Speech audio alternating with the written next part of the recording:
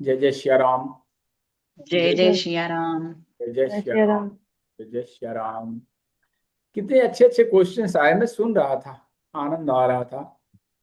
एक भाई साहब ने कहा कि टेनिस एल्बो और गोल्फ और सेल्बो। तो आपकी जानकारी के लिए बता दूं, टेनिस एल्बो में और गोल्फर सेल्बो में क्या अंतर होता है, मालूम है?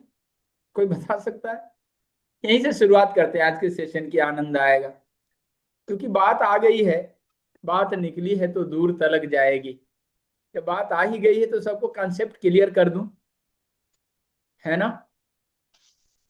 तो गोल्फर्स एल्बो में और टेनिस एल्बो में ये डिफरेंस है कि जब हमारे इस केहनी के, ये जो जॉइंट है हमारा, नी जॉइंट, इसके अंदरूनी पार्ट में जब दर्द होता है, इनर पार्ट में दर्द होता है, that's called tennis elbow. Lateral epicondyli हाँ, लेटरल इपिकॉन्डिलाइटिस। लेकिन जब बाहरी पार्ट में दर्द होता है, शरीर के इनर पार्ट में दर्द होता है, that's called tennis elbow. And outer part में दर्द होता है, that's called golfer's elbow. Clear हुआ क्या? हाँ। Simple, simple. कुछ कंफ्यूज होने की जरूरत नहीं है। अंदर मतलब ये अंदर। नहीं माता मास। श्री, हमारा शरीर ये जो दिख रहा है ना, ये शरीर है। तो दर्द होता है तो हाँ। एक इनर पार्ट में, अंदरूनी पार्ट में दर्द महसूस हो रहा है, और एक आउटर पार्ट में, एक्सटर्नल पार्ट में दर्द महसूस हो रहा है। ओके। बस इतना सा डिफाइन करना है, बारीक रेखा है। इनर पार्ट में अगर दर्द हो रहा है, इनर पार्ट में, इनर पार्ट बोले तो इसके अंदर, इसके अंदर शरीर के अंदरूनी पार्ट में दर्द होता है टेनिस एल्बो में, और बाहरी पार्ट में दर्द होता है गोल्फर एल्बो में। गोल्फ भी एक खेल है और टेनिस भी एक खेल है। और नाम रखने वालों ने पता नहीं क्या पागलपन समझ में आया होगा कि उसको टेनिस और गोल्फ से जोड़ दिया लोगों को समझाने के लिए। क्योंकि अंग्रेजी बहुत ही कंगाल भाषा है, बहुत कंगाल भाषा है। उसमें चाचा मामा मौसी फूफा के लिए तो शब्द ही नहीं है, सबके लिए अंकल और आंटी है। तो इतनी कंगाल भाषा को कभी, हमारे सर्वाइकल की हड्डी के लिए, सर्वाइकल की पहली हड्डी तो बोला एटलस है। एटलस कौन है? तो यूनान में एक पेंटिंग है जो विश्व के नक्शा को, ग्लोब को अपने सिर के ऊपर ऐसे कंधे पे रखे हुए है, उससे तुलना किया हमारे शरीर का। देखिए विज्ञान कितना कंगाल है, विज्ञान कितना कंगाल, उसके पास है ही नहीं। तो इस कारण से कोई गोल्फ समझाया तो कहीं टेनिस समझाया, तो टेनिस से ये किया, कंपैरिजन किया। इस तरह से भाषाओं के पीछे आप बिल्कुल ना जाएं, बिल्कुल सोचना नहीं है, ब्रेनलेस हो जाइए। मैंने कहा, इसने कहा यहाँ दर्द है, इसमें नंबनेस हो रहा है, मेरे कोहनी में दर्द है, कुछ उठा नहीं पा रही हूँ, लोटा भी ऐसे करके उठाती हूँ, कुछ पकड़ती हूँ तो ऐसे चुटकी नहीं लगा पाती हूँ, ये उंगलियों में नंबनेस होता है, दर्द होता है। तो सीधा सीधा ऐसे बनाना है, 2 पॉइंट यहाँ, 2 पॉइंट यहाँ, 5वां पॉइंट यहाँ, 1 2 3 इधर, यानी 7 पॉइंट बना लेना है।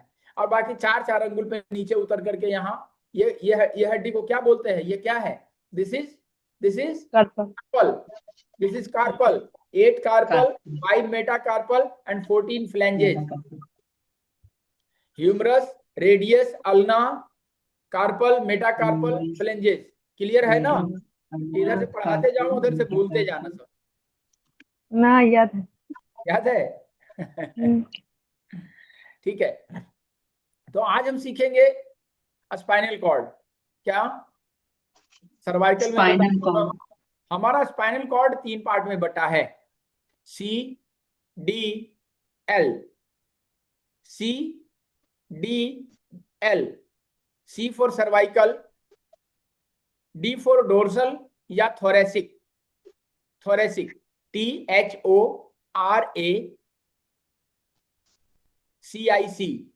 थोरेसिक। और तीसरा लंबर, LUMBER।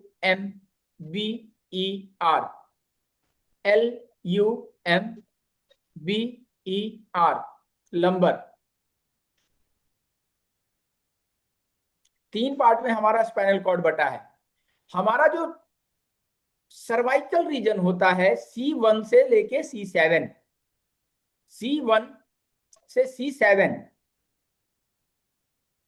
हमारे सर्वाइकल की पहली हड्डी, हमारे स्पाइनल कॉर्ड की पहली हड्डी जो C1 है उसका नाम क्या है?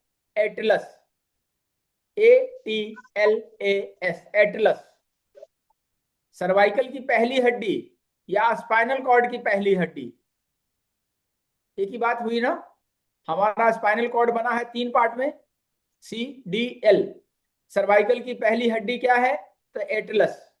एटलस। जिसके ऊपर ये खोपड़ी हमारा, उसी के ऊपर ऐसे करके रखा हुआ है, दैट्स कॉल्ड एटलस। और स्पाइनल कॉर्ड की दूसरी हड्डी को क्या कहते हैं? Axis. AXIS, axis, axis bank वाला एक्सिस, एक्सिस। स्पाइनल कॉर्ड की पहली हड्डी क्या है? एटलस। दूसरी हड्डी क्या है? एक्सिस। स्पाइनल कॉर्ड का दूसरा पार्ट क्या है? डोर्सल, DORSAL, या थोरेसिक। थोरेसिक। सर्वाइकल में 7 और थोरेसिक या डोर्सल में 12